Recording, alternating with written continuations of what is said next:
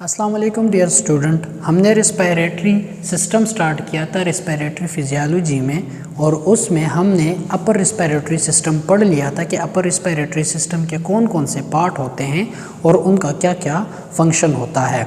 इस लेक्चर में हम पढ़ेंगे लोअर रिस्पायरेटरी सिस्टम के बारे में कि लोअर रिस्पायरेटरी सिस्टम के कौन कौन से पार्ट होते हैं और उनका क्या क्या फंक्शन होता है। अगर आप लोग लोअर रिस्पायरेटरी सिस्टम को देखें तो लोअर रिस्पायरेटरी सिस्टम को तीन पार्ट में डिवाइड किया गया है।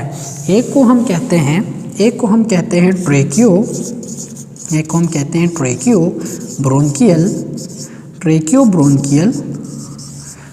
ब्रोंकियल ट्री, और दूसरे को हम कहते हैं रिस्पायरेटरी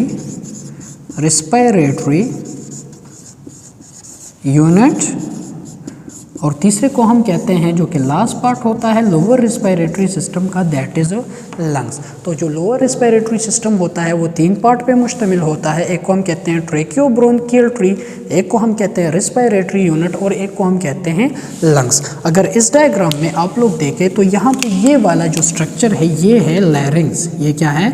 ये है लैरिंग्स। अगर आप लोगों को याद हो तो मैंने कहा था कि ये जो लैरिंग्स होता है ये अपर रिस्पायरेटरी सिस्टम का लास्ट पार्ट होता है, लास्ट कार्टिलेजिनस ट्यूब होता है। अब ये जो लैरिंग्स होगा ये किसको एयर पास करेगा? ये पास करेगा लोअर रिस्पायरेटरी सिस्टम को, और लोअर रिस्पायरेटरी सिस्टम होता है वो लोअर बॉर्डर ऑफ लैरिंग से स्टार्ट हो जाता है। अब लोअर रिस्पायरेटरी सिस्टम का जो फर्स्ट पार्ट होता है दैट इज ट्रेकियो ब्रोंकियल ट्री। अब जो लोअर रिस्पायरेटरी सिस्टम का फर्स्ट पार्ट होता है जो कि लैरिंग से एयर रिसीव करता है that is long cartilaginous tube. एक लॉन्ग कार्टिलेजिनस ट्यूब होता है, अबाउट 16 to 20 कार्टिलेज होते हैं सी शेप के। इस लॉन्ग कार्टिलेजिनस ट्यूब में क्या होते हैं? 16 to 20 सी शेप के कार्टिलेज होते हैं, और इसका जो लेंथ होता है वो अब होता है हर एक बंदे में तकरीबन 10 to 20 सेंटीमीटर। इसका जो लेंथ होता है वो 10 to 20 सेंटीमीटर होता है, 12 सेंटीमीटर होता है, और 16 to 20 सी शेप के कार्टिलेज होते हैं। इस लॉन्ग ट्यूब को हम कहते हैं ट्रेकिया। इस लॉन्ग ट्यूब को हम क्या कहते हैं? इसको हम कहते हैं ट्रेकिया कहते हैं। अब ये जो ट्रेकिया होता है ये आफ्टर 10 to 12 सेंटीमीटर डिवाइड हो जाता है टू सब ब्रांचेस में। ये क्या हो जाता है? डिवाइड हो जाता है, लेफ्ट सब ब्रांचेस एंड राइट सब ब्रांचेस। लेफ्ट ये जब डिवाइड हो जाता है लेफ्ट एंड राइट में, उन दोनों ब्रांचेस को हम कहते हैं ब्रोंकस। उन्हें हम क्या कहते हैं? ब्रोंकस। अब राइट वाला है तो राइट ब्रोंकस, लेफ्ट वाला है तो लेफ्ट ब्रोंकस। अब जिस ब्रोंकस में ये वाली ट्रेकिया डिवाइड होती है उनको हम कहते हैं मेन ब्रोंकस। उनको हम क्या कहते हैं? मेन ब्रोंकस, या सेकंड हम इसे कहते हैं प्राइमरी ब्रोंकस। क्या कहते हैं? प्राइमरी ब्रोंकस कहते हैं। अब ये जो लेफ्ट वाला है या राइट वाला है ये दोनों इंटर करते हैं इनटू लंग्स। ये किस चीज़ में इंटर करते हैं? लंग्स में इंटर करते हैं। फॉर एग्जांपल यहाँ पे क्या होगा? ये वाला लेफ्ट वाला किस चीज़ में इंटर करेगा? लंग्स में इंटर करेगा। ये क्या है? यहाँ पे ये लेफ्ट लंग्स है। ये क्या है? लेफ्ट लंग्स है। अब लेफ्ट वाला मेन ब्रोंकस क्या कर रहा है? आप लोगों के लेफ्ट लंग्स में इंटर कर रहा है, और राइट वाला राइट वाले में इंटर करेगा। फॉर एक्सप्लेनेशन पर्पज़ में सिर्फ यहाँ पे क्या बना रहा हूँ? लेफ्ट लंग्स बना रहा हूँ। अब यहाँ पे ये लेफ्ट मेन ब्रोंकस इंटर कर गया इनटू लेफ्ट लंग्स। अब इन दोनों ब्रोंकस में, लेफ्ट मेन ब्रोंकस और राइट मेन ब्रोंकस में फ़र्क होता है। एक अगर आप लोग लेफ्ट मेन ब्रोंकस को देखें तो लेफ्ट मेन ब्रोंकस क्या है? मोर हॉरिजॉन्टल है। क्या है? मोर हॉरिजॉन्टल है। अगर इसकी लेंथ को आप लोग देखें तो as compare to right main bronchus ये क्या है? मोर लेंथी है। क्या है? मोर लेंथी है। और इसकी जो डायमीटर है वो आप लोग के राइट मेन ब्रोंकस के से काफ़ी शॉर्ट है। और थर्ड ये मोर हॉरिजॉन्टल है, ये मोर वर्टिकल है इसका। तो इन तीनों वजूहात की वजह से ये लॉन्ग लेंथी बहुत ज़्यादा होता है, नैरो होता है और मोर हॉरिजॉन्टल होता है। ये वाइडर होता है, वर्टिकल होता है और शॉर्ट होता है। इन तीन डिफरेंस की वजह से हम इसकी अरेंजमेंट की वजह से इनसे काफ़ी फ़ायदे लेते हैं। जो फर्स्ट फ़ायदा हमें इनकी एनाटॉमिकल स्ट्रक्चर की वजह से मिलता है वो मिलता है ओटी में। अगर कोई बंदा सर्जरी के लिए गया है और उसे एनेस्थीसिया दी गई है, एनेस्थीसिया से जब हम उसे रिकवर करते हैं तो उसके बाद वो टोटली अवेक नहीं होता, टोटली कॉन्शियस नहीं होता। तो अगर इस खुदा ना ख्वास्ता कोई भी पार्टिकल इस वाले सिस्टम में चला जाए तो वो खुद से एक्सपायरो नहीं कर सकता। तो क्या होता है कि फॉर एग्जांपल यहाँ पे आप लोग के ट्रेकिया के पीछे क्या होता है, ट्रेकिया के पीछे एक मस्कुलर ट्यूब होती है, that is oesophagus, that is oesophagus. अब एसोफेगस के ज़रिए क्या होता है, फूड पार्टिकल अंदर जाते हैं या बाहर आते हैं। अब अगर एनेस्थीसिया के बाद ये वाला बंदा क्या कर जाए, वोमिट कर जाए, क्या कर जाए, वोमिट कर जाए, तो वो पार्टिकल जो आप लोग के जीआईटी से आएंगे वो इंटीरियर साइड पे आके आप लोगों के किस चीज़ में एंटर करेंगे, रेस्पिरेटरी सिस्टम में एंटर करेंगे। ऐसे प्रोसेस जिसमें आप लोगों के एसोफेगस के कंटेंट चले जाए ट्रेकिया में, इस प्रोसेस को हम कहते हैं, इस कंडीशन को हम कहते हैं एस्पायरेशन। इसे हम क्या कहते हैं, एस्पायरेशन कहते हैं। अब अगर कोई बंदा एस्पायर कर जाए और वो टोटली अवेक नहीं है, वो खुद से इस कंटेंट को कफ के ज़रिए निकाल नहीं सकता, तो क्या होगा, ये वाले कंटेंट या तो लेफ्ट लंग्स में जाएंगे या फिर राइट लंग्स में जाएंगे। तो आप लोग के लंग्स को क्या कर सकता है, आप लोग के लंग्स को इरिटेट कर सकता है, डैमेज कर सकता है, उनके एपिथेलियल को आपके लंग्स में निमोनिया काज कर सकता है। तो क्या करते हैं हम, इनके एनाटॉमिकल पोजीशन की वजह से अगर ये कंटेंट आते हैं आप लोगों के राइट साइड पे, अगर ये कंटेंट कहाँ आते हैं, राइट साइड पे आते हैं, तो राइट वाला क्या है, मोर शॉर्ट है, वाइडर है और वर्टिकल है, तो डायरेक्ट कंटेंट जाएंगे किस चीज़ में, लंग्स में एंटर करेंगे, ठीक है, जो कि ख़तरनाक है। अब अगर ये कंटेंट जाते हैं लेफ्ट साइड पे, ये कंटेंट कहाँ जाते हैं, लेफ्ट साइड पे, तो लेफ्ट साइड वाला क्या है, नैरो है और लॉन्ग है और मोर हॉरिजॉन्टल है। तो अगर ये कंटेंट यहाँ पे जाते हैं तो ये वाले content for shortage of time क्या हो सकते हैं, स्टक हो सकते हैं यहाँ पे। तो हम ऐसे पेशेंट को क्या करते हैं, राइट की बजाय लेफ्ट साइड पे कर लेते हैं। जब वो लेफ्ट साइड पे हो जाता है तो लेफ्ट साइड में ये सारे कंटेंट चले जाते हैं, जिसकी वजह से ये वाले कंटेंट लेफ्ट मेन ब्रोंकस में स्टक हो जाते हैं। जब वो स्टक हो जाते हैं तो अगर वो एक्सपायर नहीं भी करता, कफ नहीं भी करता, तो यहाँ पे ये स्टक हो जाते हैं।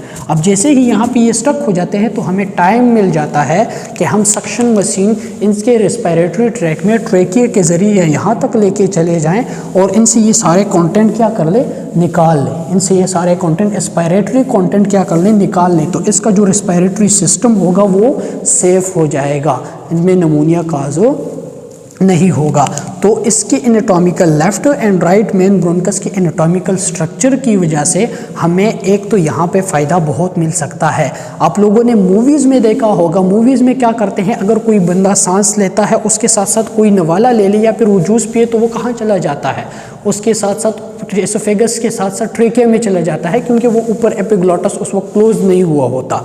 तो वो एक्सपायर कर जाता है, उस वक्त डायरेक्टली वो बेहोश भी हो सकता है, वो गिर जाता है क्योंकि सांस बंद हो जाती है। तो उस वक्त भी ऐसी कंडीशन अगर आप लोगों को मिल जाए तो आप लोग को चाहिए क्या कि आप लोग उस पर्सन को लेफ्ट लैटरल पोजीशन में करें, ताकि वो एक्सपायरेटरी कंटेंट जो होते हैं, एक्सपायरेटरी कंटेंट वो राइट की बजाय लेफ्ट साइड पे चले जाए, ताकि वहाँ पे स्टक हो जाए और आप लोग को टाइम मिले कि आप लोग किसी भी तरीके से उसको क्या कर ले, निकाल ले, ताकि उसका जो रेस्पिरेटरी सिस्टम है यानी लंग्स है वो सेफ हो जाए।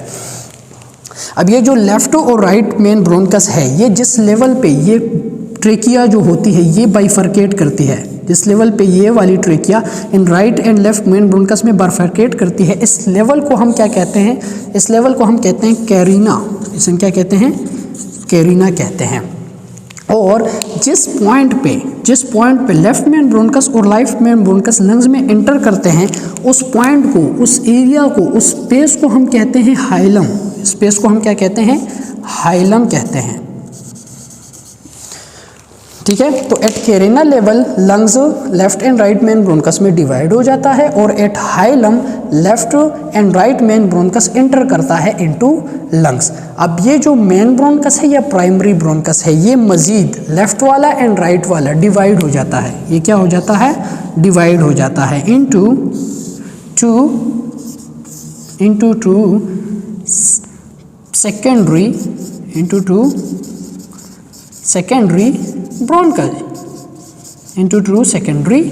ब्रोंकाई।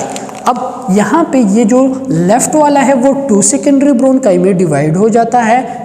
इन सेकेंडरी ब्रोंकाई को हम कहते हैं लोबार ब्रोंकाई, इसे हम लोबार ब्रोंकाई भी कहते हैं।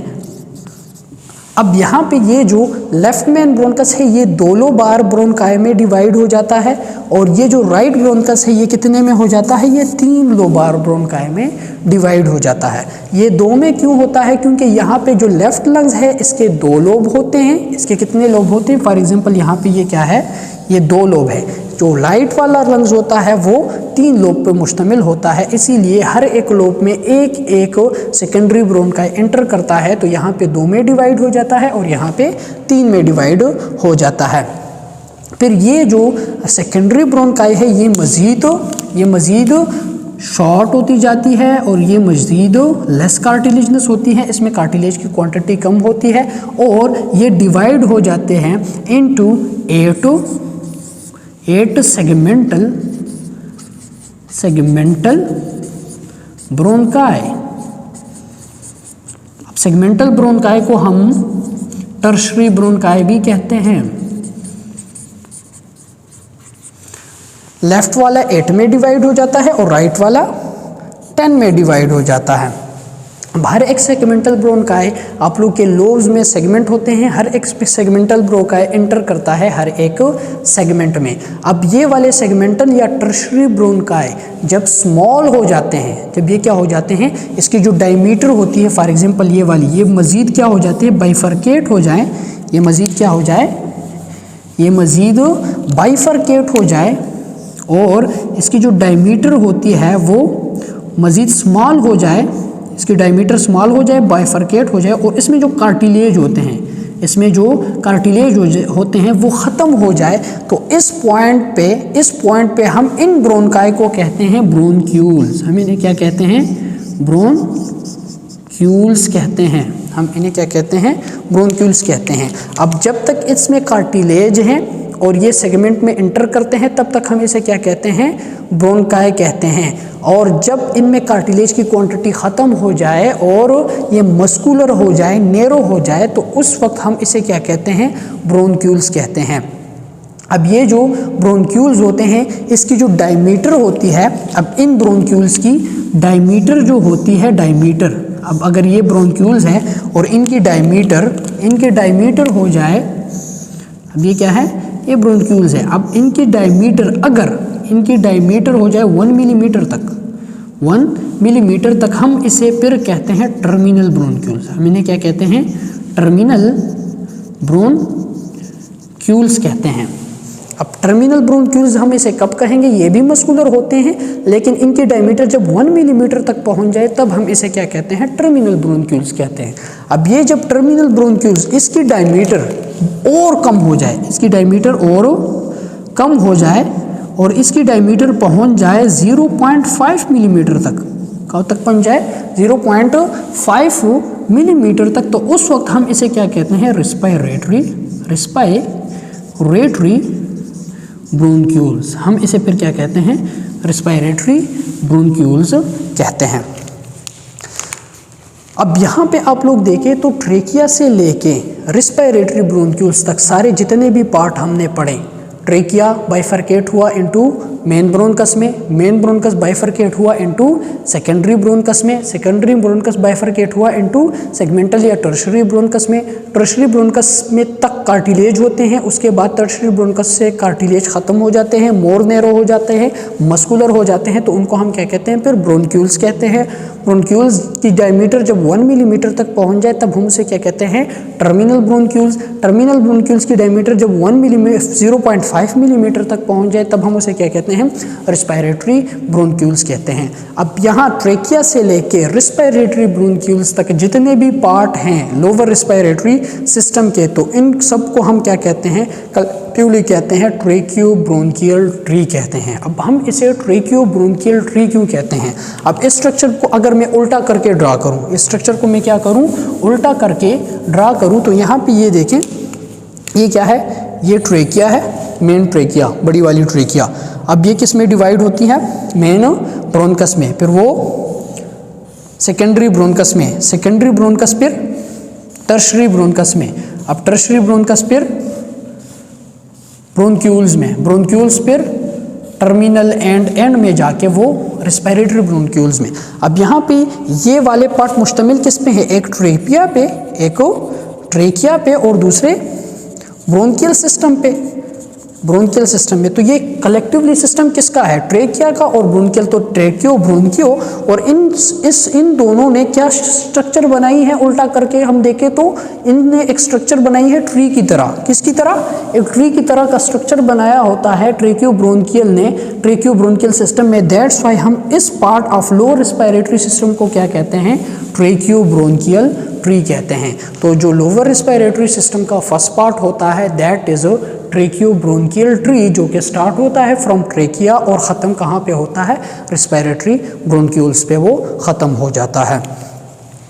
नेक्स्ट पार्ट जो होगा इंशाल्लाह वो होगा रेस्पिरेटरी यूनिट पे, कि रेस्पिरेटरी यूनिट कौन कौन से पार्ट होते हैं और उनका क्या क्या फंक्शन होता है। यहाँ पे आप लोग के ट्रेकियो ब्रोंकियल ट्री तक एक्सचेंज ऑफ गैसेस नहीं होता, ये जस्ट पाथवे का काम करते हैं, ये जस्ट एयर को कलेक्ट करते हैं फ्रॉम अपर रेस्पिरेटरी सिस्टम और उसे एंटर करते हैं जहाँ पे गैस एक्सचेंज होना होता है, दैट इज रेस्पिरेटरी यूनिट। तो ट्रेकियो ब्रोंकियल ट्री में एक्सचेंज ऑफ गैसेस नहीं होता, एक्सचेंज ऑफ गैसेस कहाँ पे होता है, रेस्पिरेटरी यूनिट में होता है। तो ट्रेकियो ब्रोंकियल ट्री का जो मेन काम है वो क्या है, जस्ट पाथवे प्रोवाइड करना फॉर एयर, जो एयर बाहर से आता है उसको पाथवे प्रोवाइड करना, उसे एंटर करना इनटू रेस्पिरेटरी यूनिट जहाँ पे एक्सचेंज ऑफ गैसेस होता है।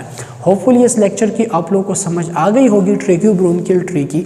इंशाल्लाह अपकमिंग लेक्चर में हम रेस्पिरेटरी यूनिट के बारे में पढ़ेंगे। Thank you so much.